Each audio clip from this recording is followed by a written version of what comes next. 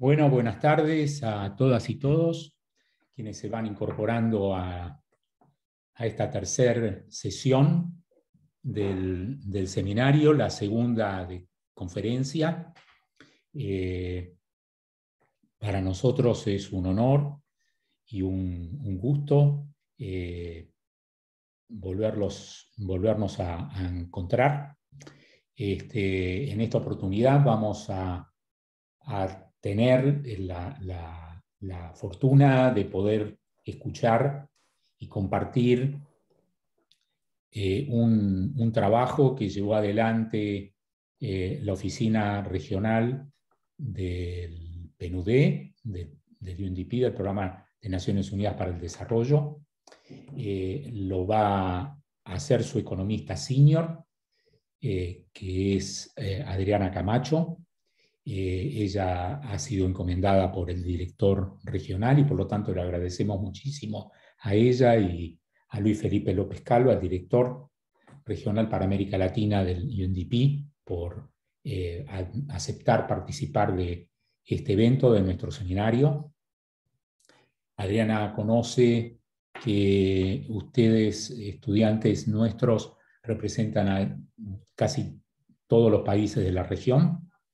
Y en consecuencia la conferencia, que creo que empalma muy bien con un poco el tema de este seminario, que es el desafío que supone la situación que vive América Latina, sus distintos países, más allá de su diversidad. Todas sus economías han sido muy impactadas por la pandemia y por la situación de pospandemia, incluso actualmente, al igual que el resto del mundo, por las consecuencias del conflicto armado entre Rusia y Ucrania. Y lo va a hacer a través de los resultados de dos consultas que se realizaron en conjunto con el Banco Mundial en 24 países de la región, encuestas hogares. Las preguntas que nos vamos a hacer es, de algún modo, por un lado, cómo impactó, cómo se vivió, pensando en dónde estamos hoy, qué pasaba el año pasado en nuestras familias, en nuestros hogares, en términos de afectaciones en el mercado de trabajo, en términos de la convivencia en el hogar, en términos del acceso al uso de conectividad por Internet, su impacto en el cierre de las escuelas, los problemas de seguridad alimentaria, etc. Todos aspectos, dimensiones, grandes temas que forman parte de los objetivos de desarrollo sostenible y que todas ellas fueron de algún modo afectadas por las respuestas que los países, las empresas, las organizaciones, los estados dieron para enfrentar la pandemia.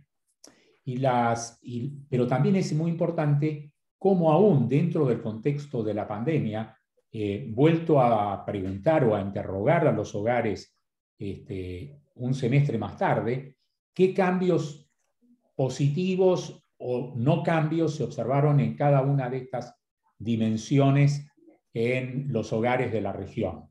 En consecuencia, nos parece extremadamente atinado, muy apropiado para la problemática que estamos abordando y cuánto esto afecta a las propuestas de desarrollo humano en la región, la situación presente, la influencia de la pandemia y cómo podemos ir enfrentando esto del mejor modo posible. Quiero contarles que Adriana es economista, la doctora Camacho es economista, tiene un doctorado por Brown University de Estados Unidos, es graduada por la Universidad Javeriana, tiene una reconocida práctica docente en Colombia, en el caso de Colombia en la Universidad de los Andes, pero hoy está aquí no tanto por su carrera docente académica, sino por ser economista senior de la Dirección Regional del PNUD. Entonces, Adriana, somos todos oídos. Muchísimas gracias por haber aceptado participar nuevamente y la audiencia es toda tuya. Bueno, pues muchas gracias a todos, empezando a Pablo por la invitación a participar en este seminario, en esta clase. Es una alegría volver a las clases porque hace mucho tiempo no dicto clases, llevo 1 año y medio en PNUD, entonces no había dado una clase hace mucho tiempo, aunque esto es como una conferencia, un seminario. Entonces, pues con un gusto les voy a presentar todos los resultados que tenemos de un proceso de trabajo que llevamos con el Banco Mundial un buen tiempo y estoy pendiente de las preguntas que tengan y de cómo motivarlos a que de pronto después usen estos datos para sus países y para hacer propuestas de política pública, trabajos, tesis, notas de política en general, para lo que se puedan usar los datos. Creo que ese es el mayor fin, no es solo recoger por recoger, sino recoger y usar. Entonces, les voy a compartir mi pantalla. Aquí el PowerPoint. Listo, me cuentan si están viéndola. ¿Sí?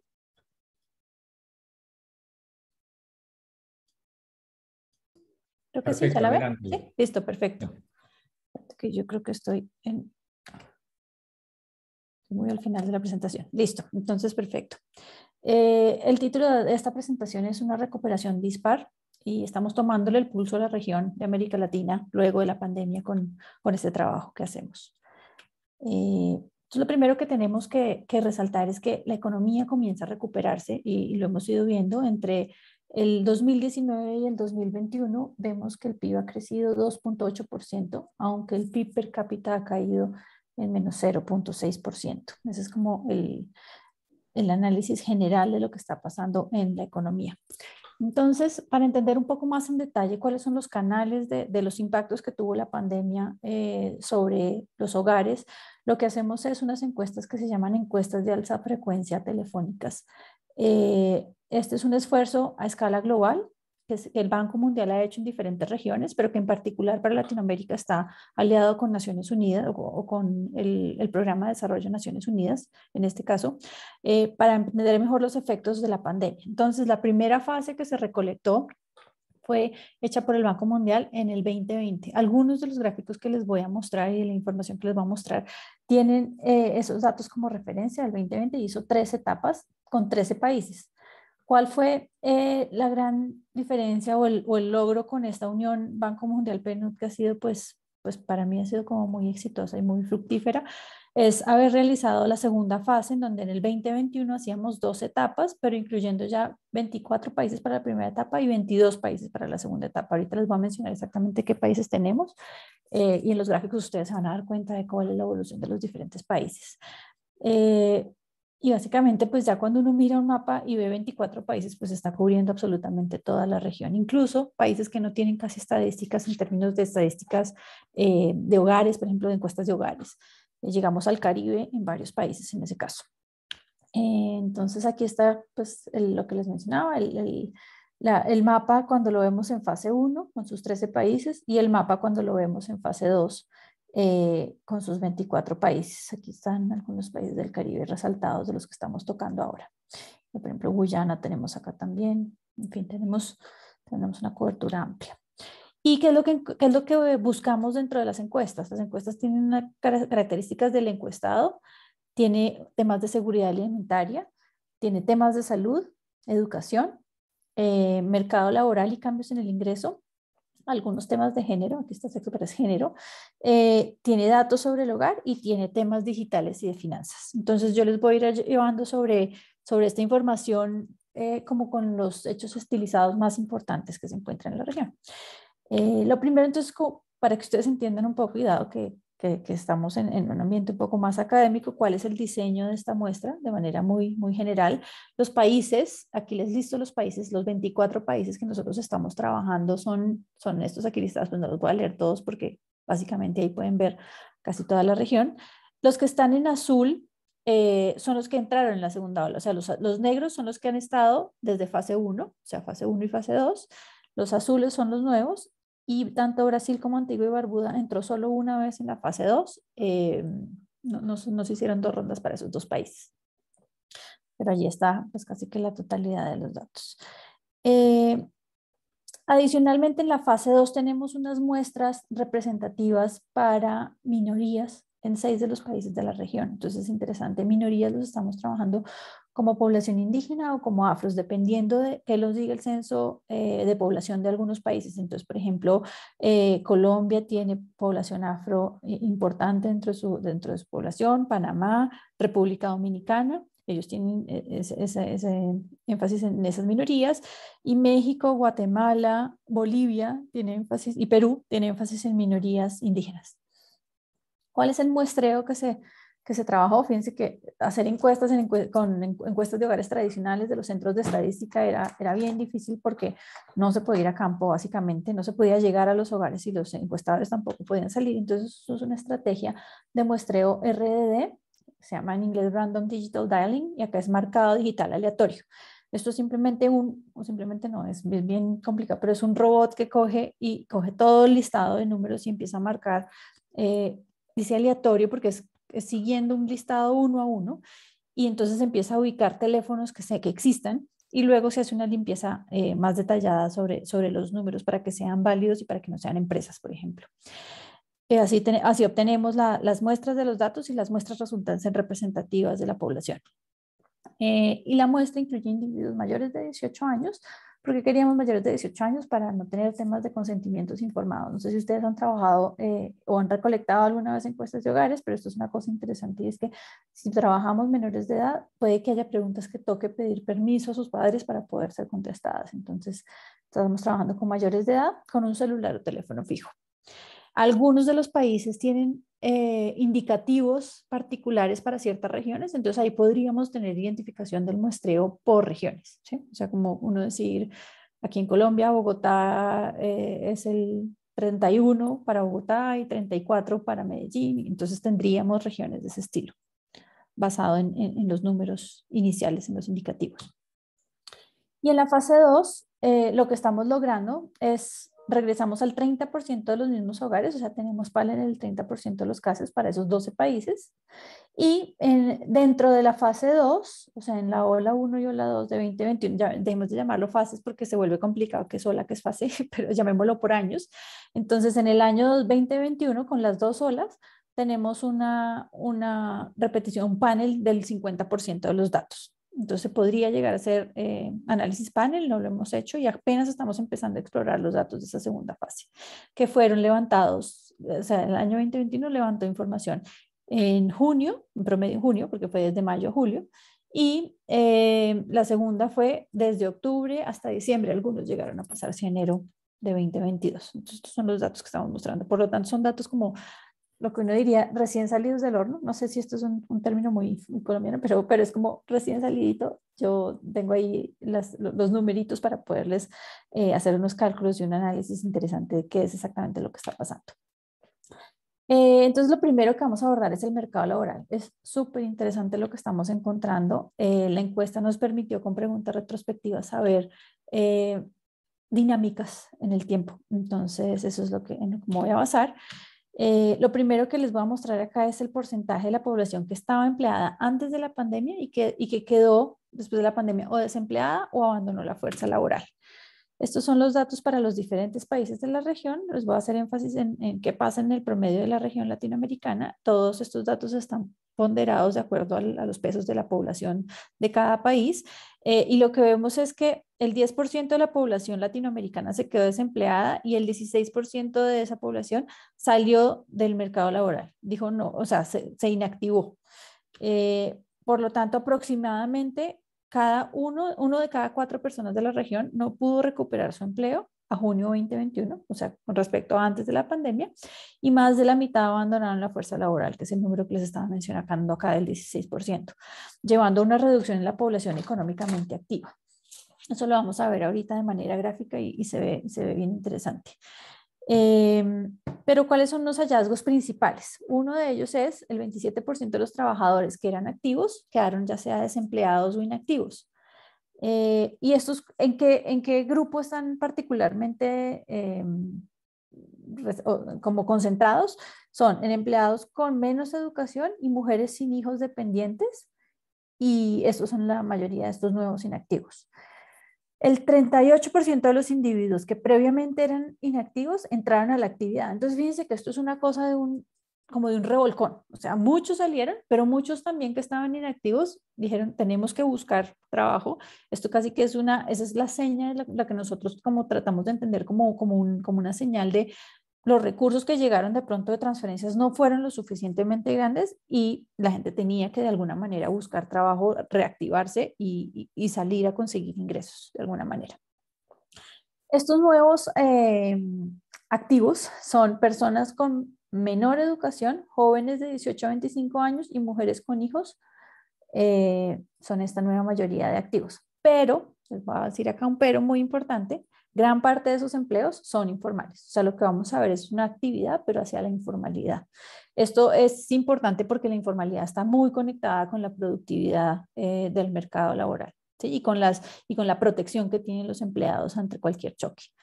Entonces es un contexto más vulnerable en ese sentido.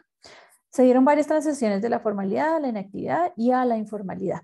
Entonces, ¿cuáles son las transiciones del mercado laboral entre febrero 2020 y mediados de 2021? Aquí se los voy a hacer de manera gráfica.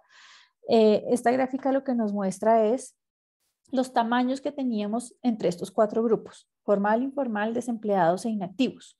Fíjense que si podemos ver, la inactividad creció un poquitico, pero no mucho. El desempleo creció bastante. La informalidad yo podría decir que es igual o menor. Y tenemos una formalidad que cae. O sea, definitivamente el trabajo de mayor calidad, que es el trabajo formal, ese se redujo. Y en estas barritas lo que vemos son esas transiciones. Entonces aquí, por ejemplo, esta que les estoy mostrando es cuántos de los informales pasaron a ser formales a mediados de la pandemia, o sea, de antes del febrero 2020 a mediados del 2021. No sé qué pasó con mi gráfica. Acá. Entonces, informales que se convirtieron en informales, formales que se fueron al desempleo, formales que se inactivaron. Fíjense, la informalidad y la inactividad es un bloque bastante grande de personas que está pasando. Pero entonces yo les quiero mostrar esto a nivel por género. Es interesantísimo ver cómo la composición es realmente diferente. Vemos acá los hombres al lado izquierdo, las mujeres al lado derecho, y algo preponderante es la formalidad está más concentrada dentro de los hombres que dentro de las mujeres. La formalidad cayó de todas formas en los dos grupos. Y el otro tema preponderante es que la inactividad es mucho más grande para las mujeres que para los hombres en la región. Aquí algo que hay que resaltar que es muy importante es este grupo grande de mujeres informales que se pasan a la inactividad. ¿Listo? Entonces, el mercado laboral entre febrero 2020 y mediados de 2021 tenemos como unos hechos estilizados. Nosotros vamos si ustedes quisieran abordar un poco más los datos o mirar las estadísticas, vemos que podemos hacer matrices de transición. Entonces, de las matrices de transición lo que encontramos es que de los empleados antes de la pandemia, lo que hacemos es como unos cuadros en donde miramos antes de la pandemia y después de la pandemia en las columnas. Entonces, antes y después, y miramos las tres, en este caso, las tres tipos de ocupación, entonces ocupados, desocupados o inactivos, y miramos las transiciones. ¿Qué es lo que vemos acá en este gráfico? Vemos que el 26%, que es este número, es la suma de desocupados más inactivos, el 26% de los ocupados decidió salir de la fuerza laboral. Este fue exactamente los números que les mostré en la gráfica. Es interesante empezar a mirar como todas las combinaciones de transiciones ya en este cuadro más claro. De los inactivos prepandemia, entonces de esta línea, que suma al 100%, 38.3, o sea, la suma de estos dos valores, entra en la fuerza laboral durante la pandemia. Eso es lo que les decía de, sí salieron unos, pero también entraron otros y de pronto muchos más, otros un tamaño mucho más grande. Y algo interesante es ver cómo la composición de ocupados hoy en día, por ejemplo, tiene un 11.8% de ocupados que eran inactivos en el periodo anterior.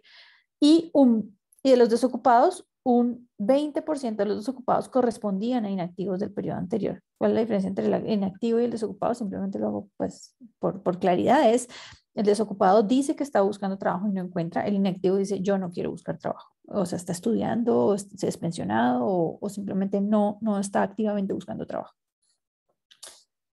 Otras transiciones, por ejemplo, de los ocupados prepandemia, entonces pensemos en esta línea, el 17% de los hombres, esta es la tabla de los hombres, esperen si saco la de las mujeres, y el 37% de las mujeres perdió su trabajo, ¿sí? Entonces fíjense que son personas que estaban ocupados y perdieron ya sea porque se desocuparon o porque quedaron inactivos. Este diferencial de género es bastante grande, 17% hombres versus 37.7% de las mujeres. Y de los previamente inactivos, aquí estamos viendo quién pierde, aquí quién, digamos, gana o quién trata, ¿sí? De los previamente inactivos, 47.2% de los hombres entraron, o sea, activaron, digamos, entraron a la fuerza laboral y 34.2% de las mujeres. No sé por qué no me sale. Ya. Ahora. Bueno. Ahora, miremos que los ocupados podríamos tener divisiones formales e informales. Entonces, esa es otra forma de ver los datos y de ver más riqueza en los datos, por lo que les comentaba de que las transiciones hacia la informalidad se incrementaron. Entonces, de los empleados formales prepandemia, fíjense, esos 14.7 eran formales empleados antes de la pandemia, y hoy en día 14.7 de ellos transita la informalidad, versus un 6.8% de informales se volvió formal después de la pandemia. O sea, como pueden ver, las transiciones son para todos los lados. La diagonal implica el que se quedó exactamente en la misma condición. Y con estas, o sea, lo único que quiero dejar en sus manos y en su cabeza de pronto es las preguntas que nos podemos hacer con este tipo de matrices, con este tipo de información. Entonces, por ejemplo, yo podría decir, ¿cuántos de los inactivos prepandemia que entran a la fuerza laboral consiguen trabajo? ¿Cuántos de esos trabajos son informales? ¿Sí? ¿Cuántos de los trabajadores informales en la prepandemia luego son desocupados? ¿Cuántos de los nuevos trabajos son informales en general? Entonces, esas son las preguntas que uno podría motivar con este tipo de información. Ahora, aquí les voy a mostrar, perdón, no sé por qué se me estaba saltando. La tasa de desempleo promedio a nivel regional es de 11 puntos porcentuales por debajo de los niveles prepandemia. Esta es la tasa de ocupación, ¿cierto? Entonces teníamos una tasa del 73% y pasamos a una tasa del 62%. Estos datos no coinciden a veces exactamente con las encuestas de hogares por el tipo de muestreo que tenemos. Lo que queremos ver es la importancia en las magnitudes. Estamos cayendo en un séptimo, digamos, de ocupación o de participación laboral y tener empleo. No es ocupación, no es participación, sino es ocupación realmente. Entonces, en general, todos los países de la región perdieron empleo. Ay, no sé por qué. Uno de los más graves, entonces fíjense que esto está en orden de magnitud de la brecha. Esto es prepandemia y actual. Colombia, Brasil, Ecuador son unos de los países más golpeados. También son unos de los países que tuvieron pues o cierres muy grandes o contagios muy grandes. Perú, por ejemplo. Y lo que vemos es que hay algunos que no tuvieron, que no se les ve un mayor impacto en términos de pérdidas de ocupación, como son Guatemala, Nicaragua y El Salvador. Pero en general en la región, y dados los pesos que tenemos de población dentro de la región, pues vemos un impacto negativo en términos de tasa de ocupación, tasa de empleo. Ahora, algunos mensajes.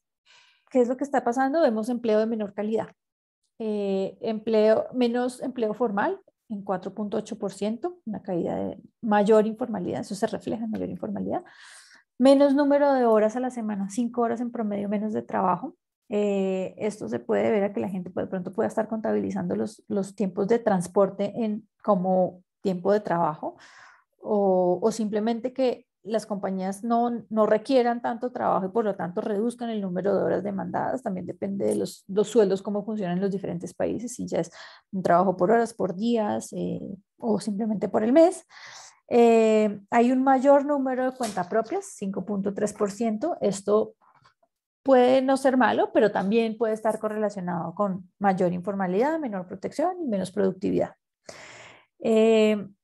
Y solo uno de cuatro trabajadores puede trabajar de manera remota. Eso es un dato que obtenemos de la encuesta y es un dato que me parece interesante porque es a quién, dada su actividad, se le permite o no se le permite continuar con su trabajo durante la pandemia, y es solo un cuarto de ellos. Este gráfico es muy, muy interesante. ¿Por qué? Que muestra, si quieren, veámoslo por etapas, o sea, piensen primero en esta primera columna, y lo que quiero que vean, esta es la distribución antes de la pandemia del tamaño de las firmas en donde trabajan las personas que encuestamos. Entonces, aquí hay un trabajador, aquí hay 2 a 4 trabajadores, entonces todo esto es, o sea, los dos primeros bloques para las 3 columnas son menos de 5 empleados. Entonces, antes de la pandemia, las empresas con menos de 5 empleados en la región, era el 47% de los empleados estaban afiliados a ese tipo de empresas. Después, no voy a hacer énfasis en estos porque estos son las grandes y son las empresas como más productivas, pero el grupo de pequeñas empresas en Latinoamérica es muy, muy grande, antes de la pandemia 47.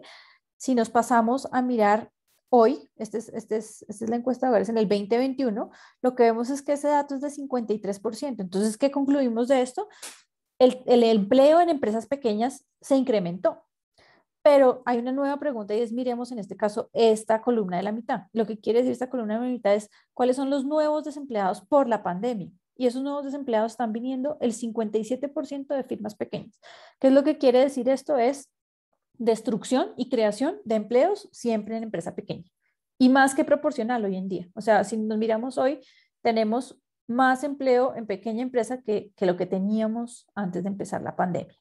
Esto, y creo que lo he repetido varias veces, porque puede ser dañino en algunos casos, porque puede estar relacionado con menor productividad. Listo. Ahora pasemos, ya esto fue como un mensaje general de lo que pasó en términos de empleo y de los tránsitos que existieron. Ahora vamos a mirar el tema de ingresos e inseguridad alimentaria. Con esta pérdida de empleo, ¿qué nos pasó en términos de esa seguridad que necesitábamos tener a través del empleo o a través de la protección social? Entonces, ¿qué es lo que vemos? Cerca de un 50% de los hogares sigue sin poder recuperar el nivel de ingresos totales previo a la pandemia. Aquí tenemos este 50% en Latinoamérica. Los datos en punticos amarillos son los datos de la encuesta del 2020. Entonces, estos son los hogares que informan que tuvieron una reducción de ingresos. Fíjense que todos los puntos amarillos están por encima de las barras naranjas. Lo que quiere decir es que en el 2020 había una mayor proporción de hogares en estos países a los que fue a encuestar el Banco Mundial, que decían haber perdido ingresos totales. Hoy en día el promedio es de 48. Los países con más pérdida de empleo, con más pérdida de ingresos, son particularmente Haití, Colombia, Ecuador. Fíjense que eso está relacionado con el indicador de empleo que yo les mostraba ahora. ¿Se acuerdan que hablábamos de Colombia como un país con un choque fuerte, y Ecuador y Perú? Esto casi que se correlaciona exactamente con esos datos, lo cual corrobora que la información es consistente, digamos. En términos de pérdidas de ingresos por efectos heterogéneos, entonces fíjense, este es el 48% de la barrita que les estaba presentando antes para Latinoamérica, ¿sí? El 58.5% de los hogares están diciendo que que reportaron pérdida en ingresos, pero ¿dónde reportaron más pérdidas en ingresos? El 52% en áreas rurales y el 47% en áreas urbanas. En los hogares con hijos entre 0 y 17 años hay una pérdida de ingresos más alta que en los hogares sin hijos menores, y un 46% para los hogares con mayores de 65 años. Esto es evidente y claro, y se conecta un poco con la posibilidad de trabajo remoto. Los hogares, tenemos ciertos activos en la encuesta, y entonces hacemos como un índice de riqueza a través de esos activos. Entonces los más pobres serían las personas con menos activos, y un menor nivel de pobreza cuando hay más activos. Que es lo que vemos, que la pérdida de ingresos está más concentrada o es más preponderante en los hogares muy vulnerables y muy pobres, en el 60% de ellos, versus el 42% de hogares cuando tienen más de 3 activos. Estos son nevera, moto, televisor, lavadora. Este tipo de activos son los que están allí incluidos. Listo, sigamos. Y a pesar de que se están recibiendo ayudas del gobierno, en forma de transferencias regulares y de emergencia. Esto es algo interesante que podemos capturar en los datos, que podemos ver. Ay, perdón.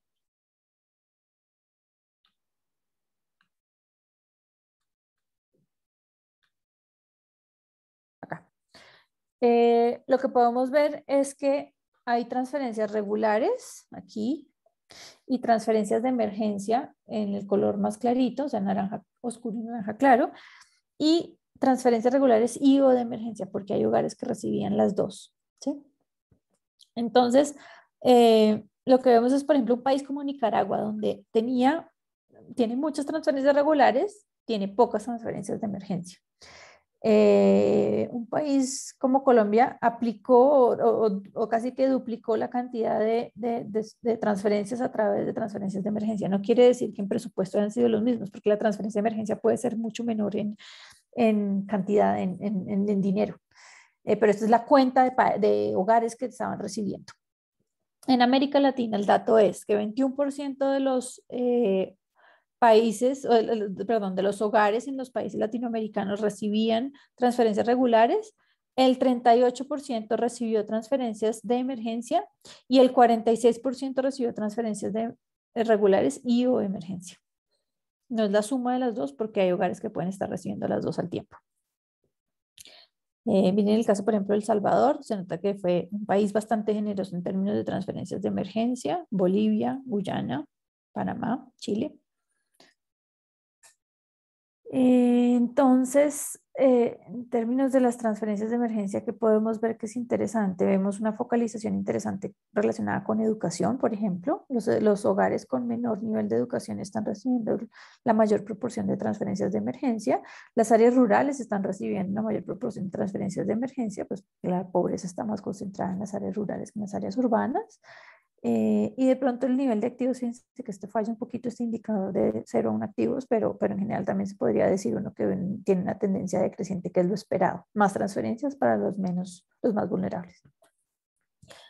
Ahora, el porcentaje de hogares que se quedaron sin comida los últimos 30 días es un indicador muy interesante, pero muy triste a la vez, antes del 2020 y en la actualidad. Entonces, durante la pandemia, la inseguridad alimentaria prácticamente se duplicó. Esto quiere decir que 24% de los hogares se quedó sin comida debido a falta de dinero. Entonces les voy a explicar un poco esta gráfica. Aquí tenemos el porcentaje de hogares que dicen no tener comida dado por falta de recursos. Entonces, antes de la pandemia, y esto es en los últimos 30 días, o sea, después de la pandemia.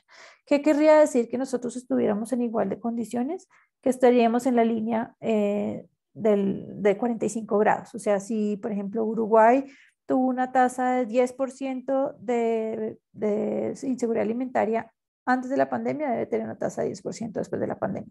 ¿Qué quiere decir? Que todos estos puntos estén a la derecha. Lo que quiere decir eso es que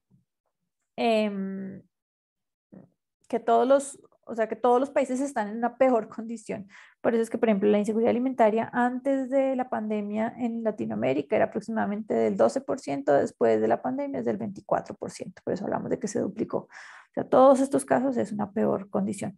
Miren, el caso de Haití es muy, muy triste. El caso de Haití es una inseguridad alimentaria antes del 50%, hoy en día casi de 67%. Ahora hacemos una correlación de datos a mayor nivel de desigualdad y pobreza, hay mayor aumento en la inseguridad alimentaria. Entonces, esta es la correlación que tenemos acá. El cambio en inseguridad alimentaria que estamos viendo en los países con el índice de Gini. O sea, mientras más inequidad haya en el país, hay una correlación positiva con la inseguridad alimentaria. Y mientras más alta tasa de pobreza, hay una correlación con la inseguridad alimentaria. Obviamente no podemos decir qué causa qué, pero son correlaciones que nos indican pues unas relaciones interesantes y por cubrir en los gobiernos. Ahora, la seguridad alimentaria en términos heterogéneos, ¿cómo vemos su comportamiento? Vemos que la inseguridad alimentaria se dio de manera más pronunciada en las áreas rurales que en las áreas urbanas. Vemos que los hogares con niños, los niños tuvieron una tasa más alta del 30% de inseguridad alimentaria, lo cual es grave y delicado, dado que la nutrición dentro de los niños pues es un componente muy importante. Claro que no sé si lo que estoy diciendo puede ser correcto, porque la pregunta dice, ¿cuándo un adulto en el hogar se quedó sin comida por más de 30 días? Entonces puede que lo que esto esté implicando es que la comida en esos hogares estaba yendo a los niños y por eso un adulto se estaba quedando sin comer, pero pues es algo que uno podría explorar, es una pregunta de investigación por hacer. El porcentaje de hogares que reportan inseguridad alimentaria está perfectamente correlacionado con el tema de cuántos activos tienes, el indicador de pobreza que nosotros estamos construyendo, y también con la educación. Entonces, educación menos de primaria, secundaria o terciaria. Listo. Entonces acá ya tienen un análisis, ya les pasé por empleo, ya les mostré qué pasó con los ingresos, con la inseguridad alimentaria que está muy relacionada con tener ingresos para poder comprar comida. Vamos a mirar un módulo muy interesante que es un módulo de género. Y lo que vemos acá es que las mujeres tienen más del doble de probabilidad que los hombres de haber perdido el empleo. Fíjense que aquí está desempleadas el 14% de las mujeres y desempleados el 7% de los hombres. Y más de la mitad abandonó la fuerza laboral por completo. Entonces aquí es una relación de 10 a 24. O sea, las mujeres dejaron más sus trabajos. No sé si mostrarles algo más del otro, no. Tienen una parte, o sea, realmente lo interesante es como estas salidas del mercado laboral más concentradas en los indicadores para mujeres. Se amplía la brecha de desempleo e inactividad entre hombres y mujeres en todos los países de Latinoamérica. Lo que vemos acá es la brecha de desempleo e inactividad es del 18% para hombres y del 39% para mujeres. Los países con una brecha más grande son pues, Haití, Honduras, Colombia, Brasil, y los con brechas más pequeñas, Santa Lucía, Salvador. Ahora, en términos de cuidado, estas son unas preguntas nuevas e interesantes de esta encuesta, en donde estamos mirando el cuidado de la casa y el trabajo doméstico no remunerado. Ellos aumentaron, eso era claro que iba a pasar, aumentó más para las mujeres que para los hombres, pero de todas formas para los hombres hubo un incremento en todas estas actividades, lo cual es muy interesante. Se los voy a dividir en los 4 diferentes temas que tratamos. Entonces, primero es el trabajo doméstico. Esta gráfica se ve pronto un poco pequeña, pero lo que quiero resaltar de acá es que esta es la barra para América Latina y lo que vemos es la brecha hombres-mujeres es la línea naranja. Si estamos por encima de la línea naranja, lo que quiere decir es que las mujeres están aportando más tiempo que los hombres al trabajo doméstico. Y lo que vemos acá es que el numerito es el porcentaje de mujeres que está reportando, o sea, la barra azul, que es 34% en el caso de Latinoamérica, está reportando las mujeres que reportan que hay un incremento en actividades de trabajo doméstico no remunerado en el hogar. La brecha es el punto naranja y lo que muestra es que siempre más mujeres en todos los países de Latinoamérica, excepto Nicaragua, las mujeres más que los hombres están reportando un incremento en ese trabajo doméstico durante la pandemia. En el cuidado infantil, el escenario se repite, la brecha es positiva para las mujeres, el número de mujeres que está diciendo que incrementa sus actividades de cuidado infantil es el 54% de ellas. En actividades educativas, esto a mí me parece de los temas más interesantes que podemos evaluar y es que el 61% de las mujeres está reportando tener más actividades, o sea, estar involucradas en actividades educativas de los hijos. La brecha sigue siendo positiva para las mujeres, pero lo que les digo que me parece interesante es que más que el trabajo doméstico y el cuidado infantil, los padres ser profesores o volverse profesores dentro del hogar es una de las demandas más importantes que vemos en la región. Esto va a ser seguramente más concentrado, por ejemplo, en países que tuvieron cierres más largos del sistema educativo. Y por último, el cuidado de personas mayores y enfermas. Esta gráfica no me gusta presentarla tanto, no la presento tanto porque no todos los hogares tienen personas mayores o enfermas, entonces no aplica aplica solo para aquellos que tienen esa condición. Pero fíjense que ahí el incremento también es más bajito. 32% de las mujeres reportan un incremento en esas actividades. Listo. Ahora, este slide muestra cuál es el cambio en el cuidado en la casa. Es lo mismo que estábamos mostrando antes, pero como en otras barras de otra manera. Y yo aquí lo que quiero que vean es que las mujeres están reportando un 21%, por ejemplo, de incremento en actividades de trabajo doméstico y los hombres 21, las mujeres 29. Entonces, lo que yo quiero que vean es que esto siempre es creciente. Aquí lo que nos muestra es cuáles dijeron que incrementó, cuáles dijeron que se mantuvo igual, cuáles dijeron que decreció. Casi ningún hogar, o sea, el 7%, 8%, dice que decrecieron este tipo de actividades en el hogar. Pues en la pandemia y en los cierres, pues lo que se hacía era trabajar más dentro del hogar en actividades no remuneradas, pero lo que vemos es, y lo que es interesante, incrementos para hombres, incremento para mujer, pero incremento más que proporcional siempre para las mujeres. El incremento fue mayor para, este slide no lo tengo en gráfica, pero se los digo el dato, el incremento fue más importante para las cohortes entre 26 y 45 años de edad. Ahora, una correlación entre la pérdida de empleo y el trabajo doméstico con unos datos que tenemos de problemas de salud mental. Los problemas de salud mental son recogidos simplemente como tiene problemas, tiene angustia, tiene problemas para dormir, ha presentado mayor ansiedad, ese tipo de indicadores, lo volvemos un indicador conjunto de salud mental y lo que vemos es una correlación positiva entre datos de pérdida de empleo y problemas de salud mental. Y este es lo mismo tipo de correlación con incrementos en trabajo doméstico. Aquellos que reportan tener un mayor incremento en trabajo doméstico también tienen un mayor porcentaje de problemas de salud mental. ¿Por qué les explico exactamente qué estamos analizando como salud mental? Porque realmente no es que tengamos un diagnóstico psiquiátrico, sino que son unos indicadores que permiten decir, es una persona que está emocionalmente más vulnerable, digamos.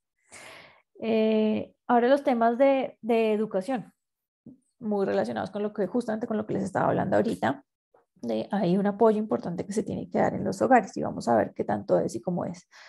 Entonces, la mayoría de niños y niñas de la región participan en algún tipo de actividad educativa, aunque el porcentaje varía de forma considerable entre países. Pasamos en Guyana de un 64% de los niños asistiendo a un 97% en Chile. En el promedio en la región es un 86%. Este indicador, si lo vemos 6 meses después, yo no les traigo aquí datos de la segunda ola porque ni siquiera hemos lanzado la información, pero lo que hemos visto previamente es que ha mejorado la asistencia escolar en la región en esos 5 meses de diferencia entre las dos fases. Entonces, vemos un 86%, que ese es el número que quiero que se lleven en la cabeza, y es 12 puntos porcentuales por debajo de lo que teníamos en el periodo prepandemia. Esto es súper importante, pues porque hay un tema de inasistencia que se puede convertir en rezago escolar o en deserción escolar, que es pues que generaría como un truncamiento digamos, del progreso en la educación formal para generaciones nuevas. En comparación con el periodo anterior a la pandemia, muchos de los países siguen rezagados en conseguir que los niños tengan ese tipo de actividad y aquí está el porcentaje relacionado con antes y después. Entonces, para la región, 97%, pues para mediados de 2021, 86%. La brecha está medida como este indicador grisecito, entonces lo que vemos es qué países tienen una brecha más grande, qué países no han conectado a sus estudiantes a que vayan a hacer el catch-up de las tasas de participación que tenían antes. Entonces aquí pueden ver cuáles son, no los voy a como mencionar, pero aquí son los países con unas tasas más grandes de esa brecha.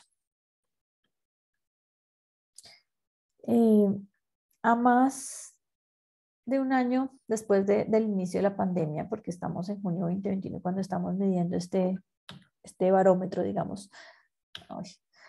Apenas un cuarto de los alumnos asiste a la escuela de forma presencial.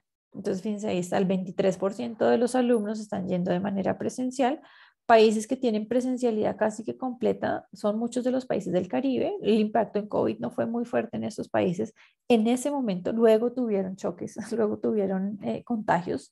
Por ejemplo, Dominica tuvo un contagio importante a finales del año y por lo tanto tuvo que hacer cierres, pero en general tenían presencialidad alta.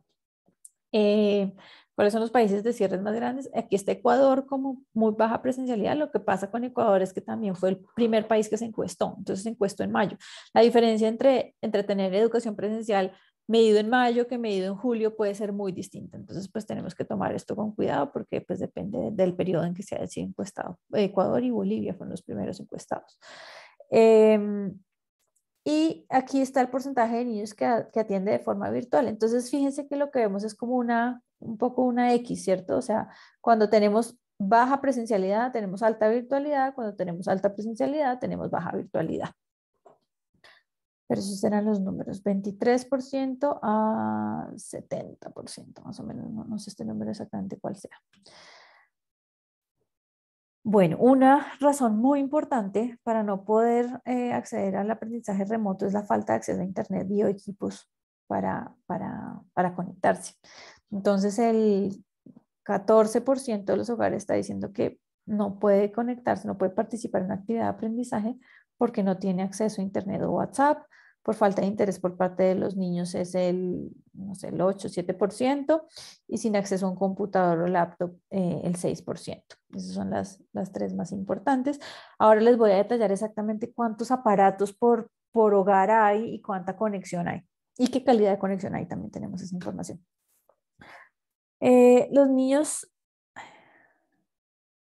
Los niños de los hogares más acomodados tienen más probabilidad de participar en actividades educativas. Eso siempre se ha visto, se vio en esta ola y se está viendo en la segunda fase también, aunque su asistencia es predominantemente virtual. Entonces, ¿son comparables la calidad de contenido y el método de enseñanza? Es una pregunta que nos queda. Tenemos acá entonces asistencia virtual o presencial por nivel de activos. Entonces, vemos que los más vulnerables asisten el 77% de los casos, los menos vulnerables el 92%. Uno no sabe si este número está relacionado al 77% con necesidades de trabajo infantil, por ejemplo. Asistencia en persona tiene números muy, muy parecidos, pero la asistencia virtual tiene un tema creciente con el nivel de ingresos. Esto puede ser un tema de, estos niños están más, o sea, puede haber más protección cuando uno tiene asistencia, cuando uno tiene sí, asistencia o participación en la educación de manera virtual si hay contagios altos. Y fíjense que dado que este número es muy parecido, realmente el diferencial en asistencia lo está dando que aquí hay más conexión virtual. Esto también puede estar dado por la conectividad que tengan estos hogares y por conectividad no solo a través de Internet, sino los aparatos que se necesitan para poder conectarse de manera en línea. Hay otro indicador que aquí no está, pero que me parece interesante y nosotros calculábamos, por ejemplo, es diferente decir que yo tengo educación virtual a que tengo educación con contacto con un profesor. O sea, si a mí me mandan unos talleres, que fue lo que pasó en muchos países, me dejan unas hojitas en el colegio y el siguiente mes voy y yo cambio las hojitas hechas por las no hechas, no sé eso qué calidad de educación pueda estarnos generando, ¿cierto? Entonces nosotros tratamos de construir ese indicador de calidad como cuando hay interacción con el profesor, ya sea virtual o presencial, pero no una cosa de o radio, o televisión o intercambio, como para tratar de mirar qué tanto aprendizaje, o sea, para tratar de conectar esto con aprendizaje. En términos de salud, espérenme que estoy anotando acá. En términos de salud, tenemos algunos indicadores de vacunación y de salud. Entonces, un año después del inicio de la pandemia, el acceso a servicios de salud se restableció. ¿Cuáles son los puntos amarillos? Es lo que nos dice que pasó en el 2020, cuáles son las barras azules, lo que pasó en mediados del 2021 en términos de acceso. Entonces, esta pregunta que está contestando, ¿cuál es el porcentaje de hogares en donde uno de los miembros necesitó un servicio de salud y no pudo acceder a él? Lo que veíamos apenas inició la pandemia, o sea, marzo 2020, abril 2020, es que las personas que necesitaban de ninguna manera podían acceder por congestión en el sistema, porque les daba susto ir, porque no había cupos, por todo lo que pasó. Y lo que vemos es una caída bastante grande en ese indicador, que una caída es una mejora, ¿sí? O sea, que yo diga que el 3,5% de los hogares que en Latinoamérica necesitó un servicio no pudo acceder a él, pues es un número menor y casi cercano a lo que se veía en prepandemia.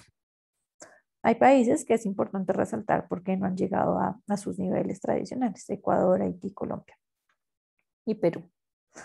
Fíjense que son los hogares siempre que tienen más prevalencia en desempleo, en pérdida de ingresos, en cierres largos, ¿sí? La demanda actual por servicios de salud preventivo. Fue una medida que construimos para tratar de ver si se estaba accediendo a los servicios de salud, porque lo tomamos como un indicador de esa manera, porque cuando uno no necesita ir al médico o tiene susto de ir al médico, pues no va para un cuidado preventivo. Yo puedo dejar pasar, no sé, la limpieza odontológica la puedo dejar pasar un tiempo, ¿sí? Mientras que un tema no preventivo, un tema de emergencia, pues no lo puedo dejar pasar. Entonces, lo que vemos acá es que la composición de necesidad médica preventiva y no preventiva es aproximadamente un medio y medio. Lo que vemos hoy en día en la región es que el cuidado preventivo incrementó. O preventivo puede ser ponerse una vacuna simplemente, o ir a la cita del año, llevar a los niños a citas de crecimiento y desarrollo. Esas cosas, si uno está en plena pandemia y los hospitales están congestionados y hay probabilidad de contagio, pues no las voy a hacer. Entonces es una manera de medir cómo estamos. Y con la fase 2, la ola 2, vamos a poder tener un comparativo de cómo se está abriendo el sistema de salud en ese sentido. Ahora, las tasas de vacunación y la disposición a vacunarse son elevadas: 84% de no vacunarse, de no vacunados en la región. Entonces, aquí tenemos el dato para Latinoamérica. Y lo que vemos es que 51% de las personas estaban vacunadas a 2021, 41% era no vacunado, pero planeaba vacunarse, y el 80% no estaba vacunado y no planeaba vacunarse. Entonces, acá este 84% de no vacunados, a lo que se refiere es que de los no vacunados, el 41% estaba esperando su turno, básicamente. Y solo el 8% es un grupo de personas que no está interesado, no quiere vacunarse. Por ejemplo, aquí este país es alto en términos de no querer, no buscar vacunarse: es Dominica, San Lucia, Jamaica, el Caribe básicamente, Haití. Haití puede ser un tema. Fíjense que la tasa de vacunación en Haití es de las más bajas y es muy baja. O sea, les lleva el siguiente país en términos de menor vacunación, les lleva por ahí 5 veces la vacunación. Y esto puede ser un tema de recursos, de no llegada de la vacuna, o políticas públicas no tan eficientes en términos de dar información para vacunarse. No sabría explicarlo muy bien, o sea, no sé a qué se debe. No sé si alguno de ustedes de pronto pueda comentar ahora sobre esto, pero es muy baja. Listo. Aquí tenemos un dato de que cerca de uno de cada 5 de los no vacunados no planea vacunarse, era lo que veíamos ahorita, y la tasa de renuncia son más elevadas en los hogares rurales. O sea, aquí vemos esa relación de heterogénea de vacunación autodeclarada para el 51% de los hogares y sin vacunarse no dispuestos. Entonces está aquí el 17% sobre los encuestados. Como decía, es más alta para zonas rurales. Perdón. Y para las personas mayores tienen más vacunación autodeclarada. Obviamente eso es por los esquemas que se siguieron en términos de los tiempos, de los turnos de vacunación. Y las personas con mayor educación tienen una mayor proporción de vacunación autodeclarada. Y para el tema de quién no quiere vacunarse, quién no planea vacunarse, este es el dato del 8,1% que no planea vacunarse. Está más concentrado en zonas rurales, es igual por género. Está más concentrado en los más jóvenes, de pronto pues sienten que no tienen tanto riesgo como los mayores del contagio. Y está más concentrado en no vacunación por nivel educativo. Menos el nivel educativo, más proporción de no querer vacunarse. Ahora el módulo digital o de conectividad y finanzas. están conectados los dos, se preguntaron en el mismo módulo porque tratábamos de mirar las transacciones digitales, las billeteras móviles en la región. Entonces hay un aumento evidente del uso de servicios y transacciones digitales desde el inicio de la pandemia. Lo que vemos es que aquí la barra clarita es un aumento en el uso de banca móvil para transacciones. El 49% de los hogares está reportando un incremento en el uso de banca móvil. Y el 52% está reportando un aumento en uso de aplicaciones, páginas web para transacciones. Entonces, como compras en línea, por ejemplo. Un país, por ejemplo, que incrementó mucho este tipo de páginas web y aplicaciones fue República Dominicana. Chile tiene una alta tasa de uso de aplicaciones y páginas web para las transacciones. Todo, obviamente esto depende del nivel de bancarización que tengan los países antes de la pandemia, pues por la necesidad de uso de sistemas formales en banca usando tarjetas de crédito para pagos o cuentas de ahorro. Las billeteras móviles era un tema muy interesante porque así las personas no estuvieran bancarizadas, lograban recibir ingresos por transferencias, ya fuera privadas o públicas, y era una manera de acercarse al sistema financiero y creció, efectivamente creció. Los segmentos de la población que estaban más alejados de la banca tradicional fueron los que más se vieron beneficiados, son personas mayores con menos educación y las poblaciones más rurales. Entonces, fíjense que aquí tenemos usuarios de billetera móvil en total versus nuevos usuarios de billetera móvil. Entonces los nuevos, por ejemplo, 35% vienen del área rural, 31% vienen de los cohortes mayores, o sea, desde los 55 años las personas tienen más billeteras móviles como nuevos usuarios de la pandemia. Y por nivel educativo se ve clarísimo que los nuevos usuarios tienen una pendiente, o sea, tenían una pendiente mayor en ser usuarios, pero una pendiente decreciente en nuevos usuarios dada su educación. Aquí hay mucha menos bancarización que acá. El acceso a Internet aumentó significativamente durante la pandemia, pero la cobertura aún es baja y los hogares en zonas rurales siguen en una desventaja. Pero a mí esto me parece la mejor noticia de la pandemia. Si uno trazara una línea de 45 grados, que no sé por qué no me está saliendo, lo que veríamos es que tenemos más, o sea, esto es lo que mostrábamos en las encuestas de hogares antes, esto es lo que mostramos con nuestros datos hoy. No están todos los países, los puntos azules son zonas urbanas, los puntos naranjas son zonas rurales, entonces lo primero que podemos apreciar es una brecha grande. Las zonas rurales, las zonas urbanas tienen mucha más conectividad, entonces si vemos en promedio antes de la pandemia podía llegar a ser del 40-45%, y en zonas rurales el promedio podía llegar abajo del 10%. ¿Qué pasa después de la pandemia? Miramos acá las tasas de corto, digamos que puede estar en áreas rurales en el 30%, es un cambio, una brecha de 20 puntos porcentuales de diferencia, y en las áreas urbanas del 60%, entonces otros 20 puntos de diferencia, pero como porcentaje, como proporción, el incremento en áreas rurales fue altísimo al lado del incremento de zonas urbanas. Esto es lo que yo digo que es como una de las mejores noticias. Si estuviéramos igual, estaríamos sobre la línea de 45 grados y todas las áreas están por encima de esa línea de 45 grados. Obviamente estoy comparando datos de 2019 con 2021.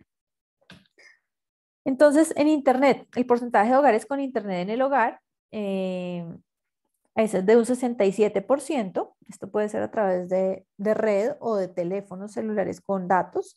Está más concentrado en zonas urbanas. No tiene un diferencial muy grande en términos de la composición del hogar, aunque sí es un poco menor para hogares que cuentan con adultos mayores. Y tenemos un incremento grande en términos del número de activos. O sea, los hogares con más activos tienen más conectividad a Internet, 90% versus un 29%. Este gradiente es bastante grande. Y con educación, como esperarse también, tenemos una mayor conectividad o mayor acceso a Internet o pago de Internet cuando tienen más educación que los de menor educación. Pero esto es muy importante, tener Internet, pero ¿de qué calidad? Entonces aquí tenemos el porcentaje de hogares que está reportando baja calidad o velocidad en la conexión. Y este número es muy parecido en general para todos los grupos, pero lo que vemos es que hay un reporte de 54% de baja calidad o velocidad en el Internet. Uy, este slide me salió en inglés. Perdón. pero aquí se los resumo en español y es, lo que yo quería mostrar acá es, de los recursos digitales, se están dando lo suficiente, o sea, son suficientes para tener los servicios de educación que se necesitan. Entonces, la primera respuesta es sí, el 31% de los hogares ha incrementado el uso de servicios en Internet. En los mayores usos de Internet están reportados en educación para el 57% de los hogares, en mensajes instantáneos para el 37% de los hogares y en medios, en redes sociales para el 32%. El trabajo aparece como una de las cuarta o quinta razón de mayor uso del Internet. Y lo otro es el promedio de computadores por hogar, entonces de computadores o tablets. Tenemos en promedio 0.5 computador o tablet por hogar per cápita y 0.9 dispositivos. ¿Por qué me hago diferencia entre computadores versus dispositivos? Porque los dispositivos pueden ser celulares, pero el punto es uno cómo toma una clase o trabaja a través de un celular versus uno cómo toma una clase o trabaja a través de un computador. La calidad puede ser muy diferente.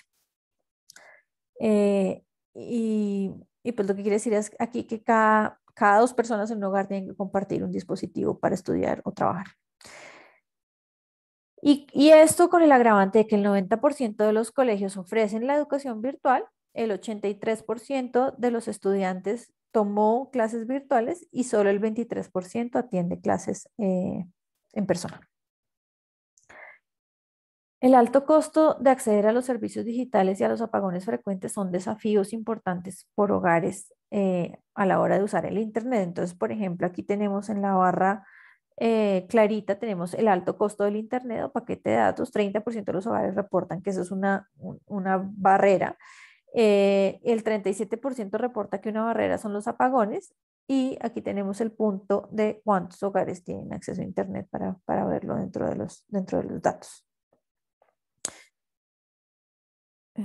Hogares con grandes problemas en apagones o alto costo, por ejemplo, Haití está reportando esto, Perú, Colombia, Honduras reporta muchos apagones, por ejemplo, Paraguay, Guatemala, Guyana y Panamá también altas tasas de problemas de luz para garantizar la conectividad. El porcentaje de hogares con Internet que reporta interrupciones por insuficiencia eléctrica, por ejemplo, en áreas rurales, fíjense que es más concentrado, 53% de 73%. Sí. Y de resto no tenemos un diferencial muy grande en términos heterogéneos. De pronto los hogares con más insuficiencia eléctrica son los hogares más pobres, de pronto su ubicación puede ser tener mayores problemas de conectividad en energía. Y el porcentaje de hogares con Internet que reporta inconvenientes en el servicio por no saberlo usar. Entonces, fíjense que este va a estar muy relacionado con la educación, pero tiene una relación inversa con los activos. Esto se me hace raro, no me he dado cuenta de este patrón. Fíjense que es como contrario a lo que uno esperaría. Uno esperaría que reporte inconvenientes en el servicio por no saber usarlo positivo con activos, aunque de pronto lo que quiere decir esto es, si yo tengo el Internet es porque realmente lo necesito y lo sé usar en hogares muy vulnerables o pobres. Puede darse por eso. Y aquí tenemos el porcentaje de tablets, que era lo que les mencionaba, media tablet o computador por persona en un hogar. Esa tasa es mucho más alta en zonas urbanas que en zonas rurales. Esto es muy importante. O sea, acá uno de cada cuatro, ¿qué? Tenemos un dispositivo por cada 4 personas, acá tenemos un dispositivo por cada 2 personas. Y lo que vemos en términos de activos es que los hogares ya con varios activos son los que tienen tablet o computador. Aquí tenemos más los activos esenciales. Una nevera, una nevera, una lavadora y una moto son los activos que estamos preguntando. Y con el nivel de educación, lo que vemos es que a mayor nivel de educación, mayor computador o tablet, ya sea por uso o por ingresos. Y creo que este es un análisis como completo y amplio de lo que mostrábamos o de lo que encontrábamos en nuestras encuestas. Entonces yo creo que abro el espacio para preguntas, para dudas, y para que conversemos de los datos. Voy a dejar de compartir. Muchísimas gracias, Adriana, por tu exposición. Todavía conmovido por la cantidad de datos. Hay muchísimo, como tú advertiste, para observar, negociar, relacionar, etc. Es espectacular la cantidad de información que ha volcado.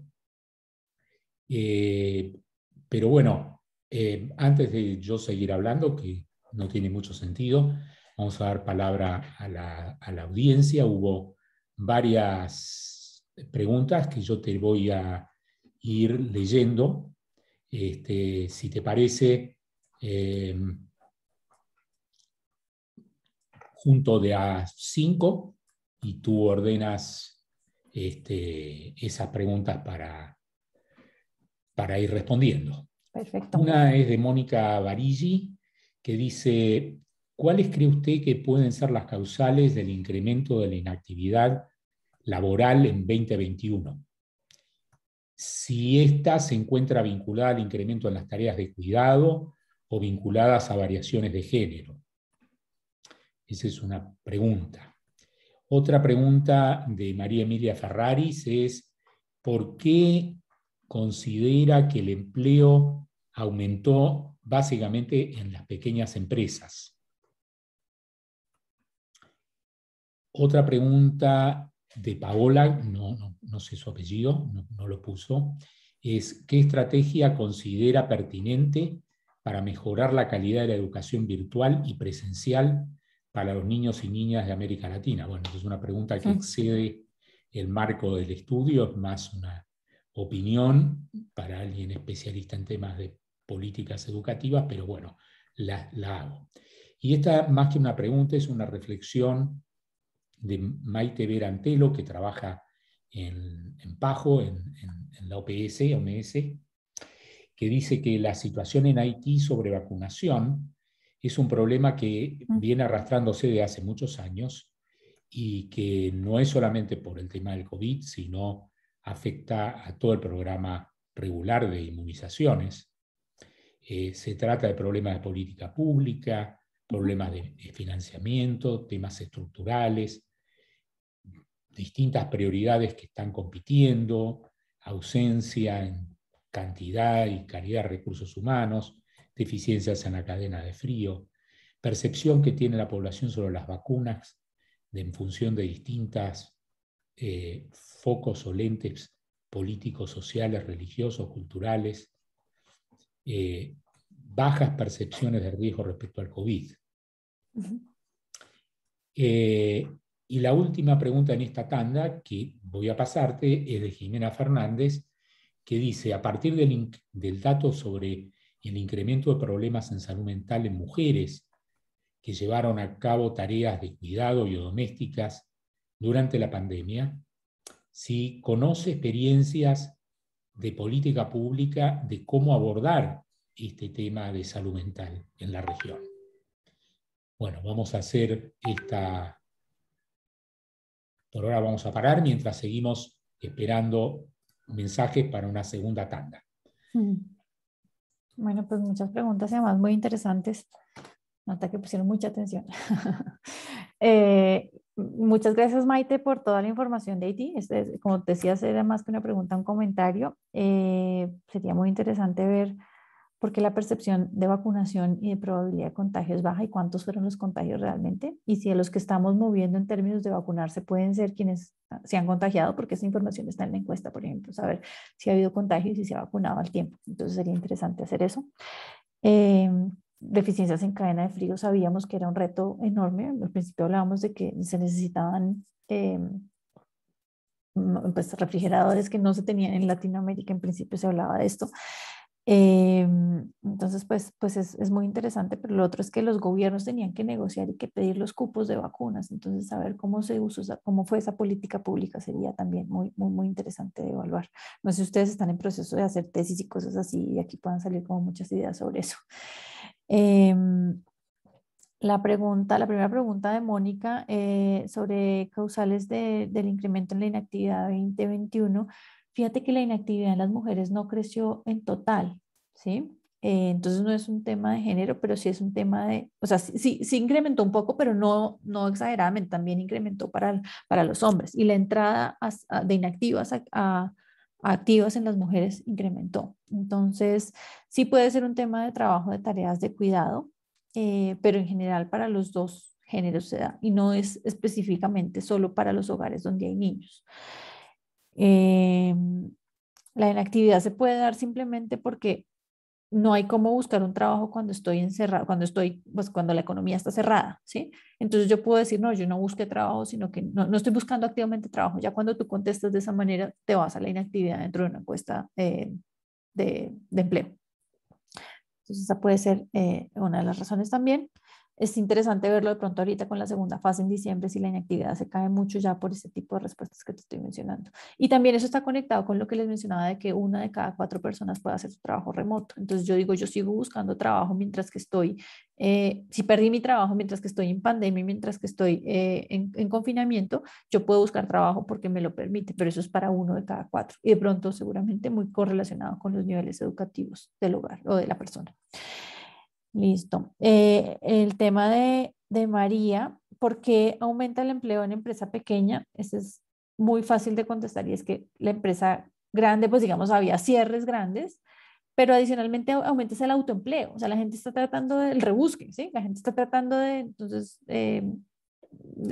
son informales, son autoempleados, no tienen ningún tipo de protección laboral y el empleo puede estarse dando es casi que en trabajadores solos.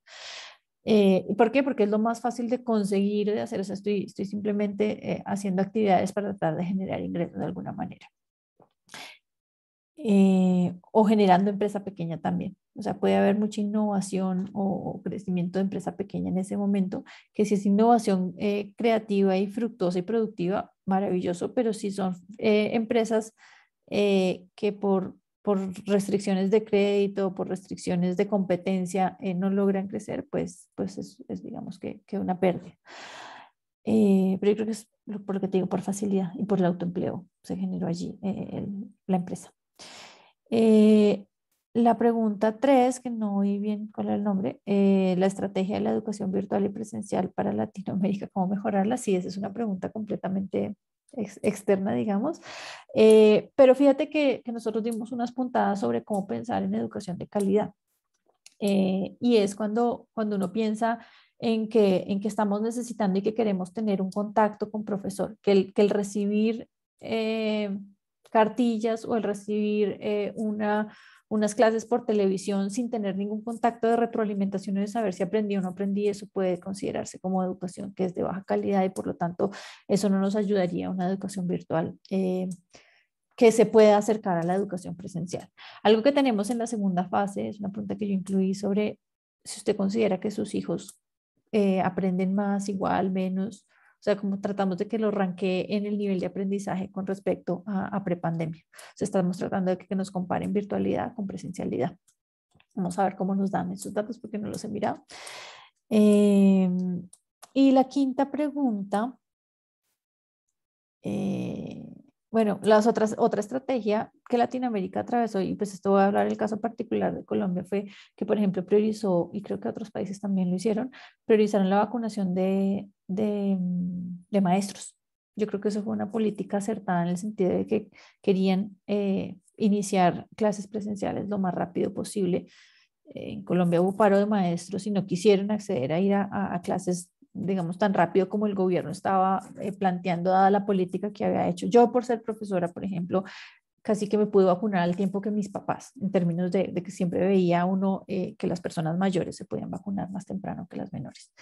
Entonces, son políticas que iban concentradas y delineadas hacia tener unos maestros vacunados para para tratar de reducir contagios y para abrir escuelas. Y la pregunta número 5, los incrementos en salud mental en las mujeres. No es que los incrementos en salud mental en los hombres no se vean, o sea, en general para la población se ven incrementos en problemas de salud mental, como les decía, que los recogimos, pero la correlación es más clara en el caso de las mujeres que de los hombres. Y un tema de experiencias y cómo abordar estos temas, creo que creo que es todo el trabajo que le ha quedado a los psicólogos después de la pandemia en términos de qué vamos a hacer con este choque que ha tenido la población en general. Y algo completamente aparte, pero interesante que he oído recientemente es que en los colegios están tratando de medir no solo el número de años que los niños dejaron de aprender. O sea, uno podría decir, en virtualidad yo aprendo tanto, en presencialidad yo aprendo tanto. Vi un estudio hace poco hecho acá para Colombia de eso. Entonces, yo dejé de aprender, no sé, 6 meses, digamos, eh, pero en temas socioemocionales el retraso es muchísimo más grande. Y esto se conecta justamente con esto, con los niños, por ejemplo, que no fueron a un niño de 2 años que lo haya cogido la pandemia a los 2 años, pasó toda su primera infancia encerrado en el hogar. ¿Qué tipo de interacción tuvo? ¿Qué tipo de, o sea, cómo aprendió a socializar? ¿Cómo aprendió a interactuar con sus pares y no con sus papás? Esto es creo que un reto súper importante que tienen los psicólogos, los educadores, eh, y en general pues es interesante medirlo. Entonces, fíjate que no solo aplica a las mujeres, sino creo que es mucho más importante para la primera infancia, por ejemplo. La fase 2, la segunda ola, o sea, la de diciembre de 2021, tenemos un módulo de primera infancia y yo creo que vamos a poder eh, capturar todo este tipo de cosas. Y esto me lo hace pensar una vez que nosotros hicimos una evaluación sobre hogares comunitarios acá en Colombia, que son los hogares como las guarderías públicas, y veíamos que los niños cuando ingresaban a las guarderías, tenían mayores indicadores de agresividad. Empezamos a pensar, pues, ¿por qué? Pues porque tienen interacción, porque empiezan a tener que pelear por el juguete con el niño de al lado. Entonces eso fue un poco lo que se pudo haber perdido durante la pandemia. Pero no sé si acá hay personas mucho más, o sea, como yo soy economista, no sé si hay personas más en el área de la psicología o de la educación que puedan también aportar sobre esto. Ujú. Bueno, muy bien, muchas gracias, Adriana. Hay algunas preguntas más, algunas de algún modo en las explicaciones has dado parcialmente respuesta. Por ejemplo, a una de Romina Victoria Hernández, que pregunta respecto a la educación, si consideras que la educación virtual en términos de futuras generaciones y pensando en calidad educativa, ¿cómo consideras que se han visto afectados o van a estar afectados, dado que muchos niños no asistieron a las clases y pese a lo cual no repitieron su año? Ujú. Al menos así fue en Argentina, señala. Y por otro lado hay datos que muestran que los docentes no necesariamente estaban preparados para dar clases virtuales. Mm. En consecuencia hay un tema ahí de calidad. Ujú. Otra pregunta es, con los datos presentados, ¿cuáles serían los desafíos para la región a partir de la experiencia de pandemia en cuanto a políticas públicas, pero específicamente sobre tecnología, uso de tecnología y salud mental? Hay una pregunta que es en términos de la posibilidad de acceder a esta presentación y citar los datos, y cuando concluya la segunda ola y imagina que va a haber una nueva publicación, cómo acceder a ella a partir de los datos que seguramente va a publicar el PNUD. Esto es un agregado mío. Otra pregunta que hace Laura Catalina Peña es, ¿cuál es el parámetro para mirar o ver el retroceso en habilidades socioemocionales en cuanto a cuáles fueron las mediciones de línea de base y cuál la actual?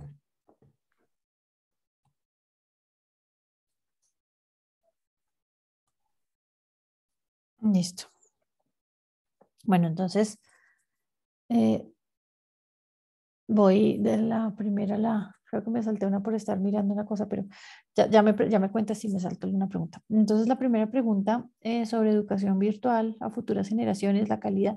Algo que vemos claro en los datos es que, por ejemplo, la asistencia es más alta para menores de 12 años que para los mayores de 12 años. O sea, sí hay un tema de rezago de deserción para los mayores, pero la virtualidad es más alta. O sea, los niños menores están yendo más presencial que los niños mayores. La virtualidad se da más en grupos poblacionales de mayor edad. Eh, entonces eso puede afectar, así como hablábamos ahorita, el aprendizaje no va a ser igual. Una forma de medir el aprendizaje va a ser a través de las pruebas PISA y lo que vamos a tener que ver es el antes y después, antes de pandemia, después de pandemia, para poder hacer una comparación tanto regional como entre país.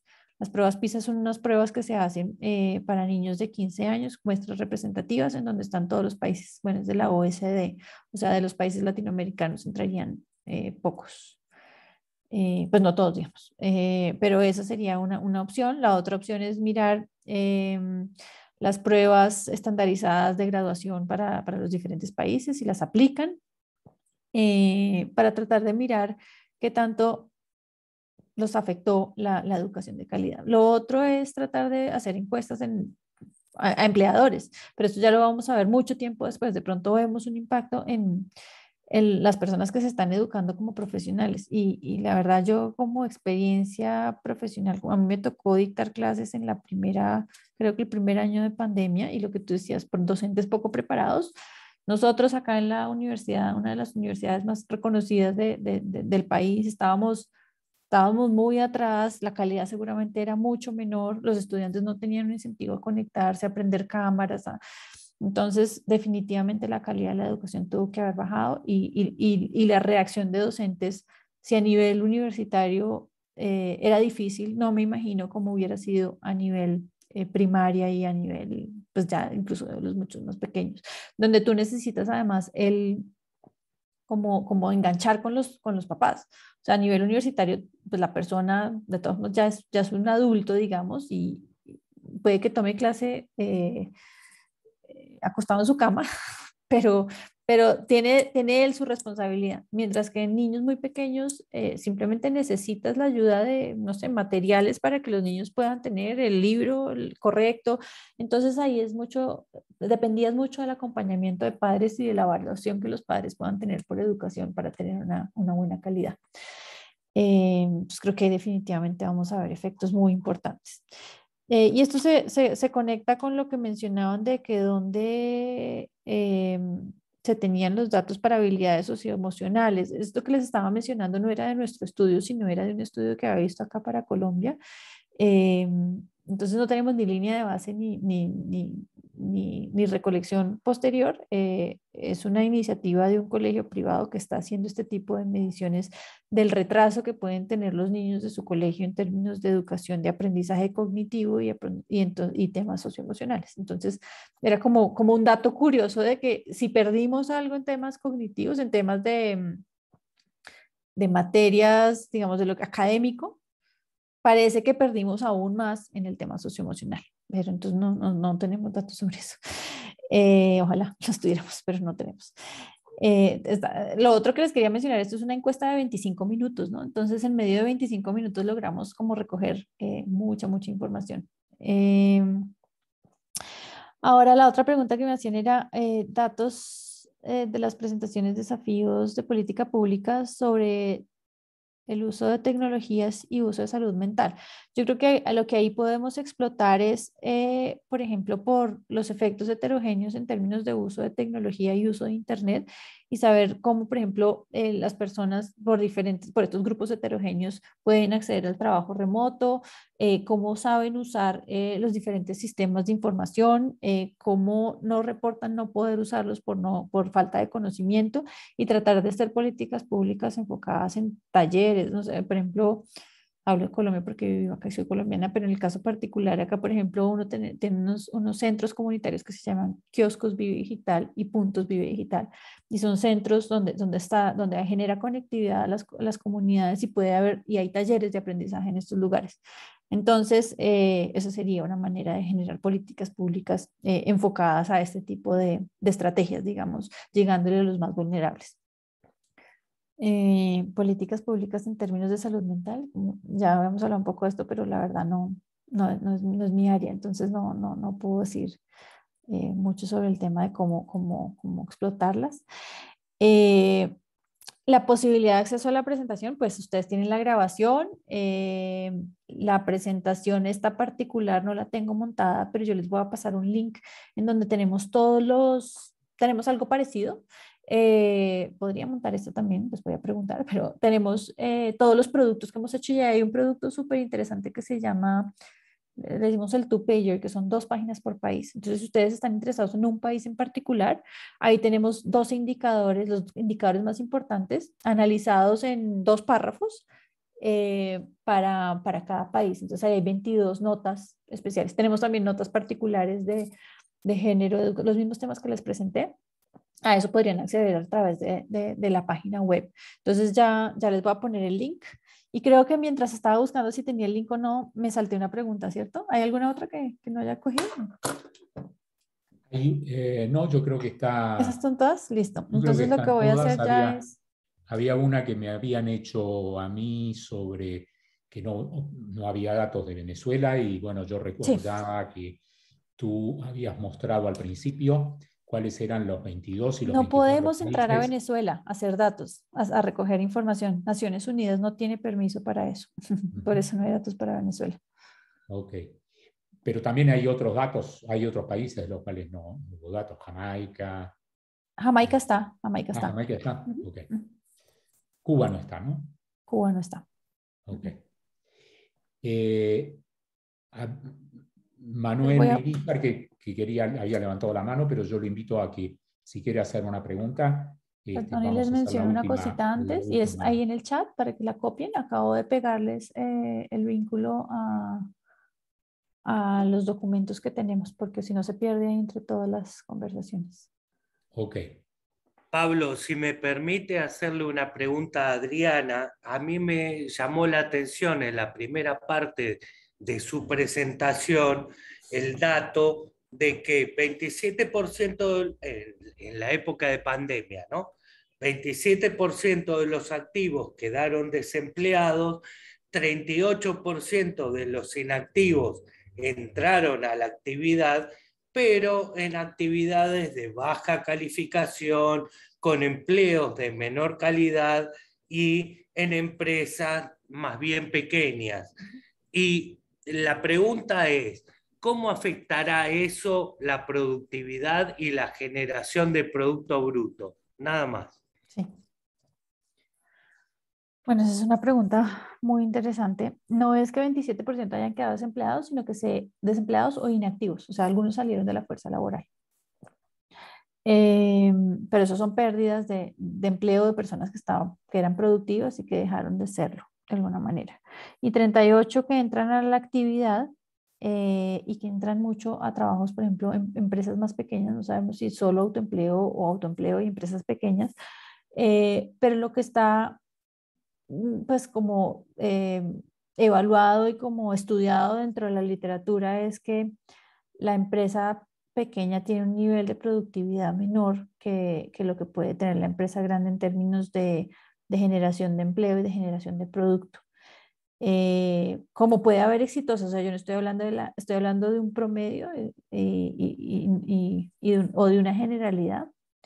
Pero si yo pudiera crear empleos en empresas, se crearía más empleos en empresas grandes para garantizar formalidad, garantizar condiciones laborales justas, que las condiciones precarias con las que debe empezar una empresa o un autoempleo, ¿sí? Solo por el término de la protección social que le puede generar uno versus otro. O sea, el nivel de formalidad que le dan a los empleados a través de aseguramiento en empresa grande, también está comprobado que es más alto en empresa grande que en empresa pequeña. Entonces, puede impactar en estos dos sentidos, en términos de productividad económica y en términos de protección social para los trabajadores. Y lo que veríamos en ese caso es si nos enfocamos en ese grupo de actividades y de empleo y de firmas, pues lo que vamos a poder llegar a encontrar es que vamos a crecer, pero no vamos a crecer de una manera tan fuerte como quisiéramos después de la pandemia o tan positiva, digamos. Bueno, yo creo, Adriana, que no tenemos cómo agradecerte. La presentación ha sido excelente. Aquí tú podrás ver muchísimas saludos, agradecimiento de tu presentación, la claridad, la exposición. Así que si estuviéramos en el auditorio de Flaxo, estarías recogiendo un estruendoso aplauso. Muchas gracias. Así que yo en representación de Flaxo, el aplauso y las gracias. No, pues con mucho gusto. Y de verdad, un placer volver a dictar una clase. Muchas gracias, Adriana. Bueno, que estén muy bien. Chao, y al saludos. resto les quiero aclarar que mañana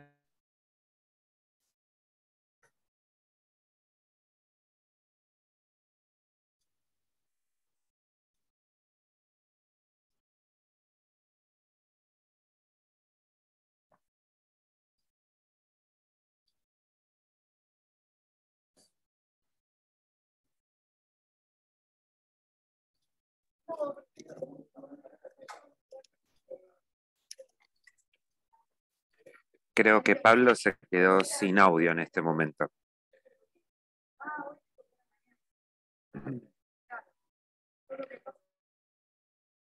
No sé si ahí logran verme a mí. Acá estoy, Esteban. Bueno, mañana en realidad lo que quería decirles, Pablo, es que recuerden cuál es el programa de actividades. Recuerden que en el día de mañana a las 11 de la mañana tenemos una mesa redonda que va a estar siendo coordinada por Laura Goldberg, en la cual vamos a tener participantes muy interesantes vamos a estar trabajando sobre la pospandemia, los nuevos desafíos que se presentan para las políticas sociales en América Latina. Y después a la tarde, de 16 a 18, vamos a tener un taller que justamente va a coordinar Gabriel Koehler, que ustedes seguramente la escucharon en el día de ayer en la conferencia vespertina. Así que ahí creo que Pablo logró volver a tener conectividad. Les estaba haciendo el aviso, Pablo, de la reunión de las actividades de mañana. Sí, gracias. Justamente era ese el aviso que había empezado y que se cortó. Obviamente tuvo un problema aquí de internet. Bueno, mis queridos, gracias por haberse conectado. Muchas gracias por la compañía. Espero que les haya resultado atractivo y mañana nos vemos. Chau, chau.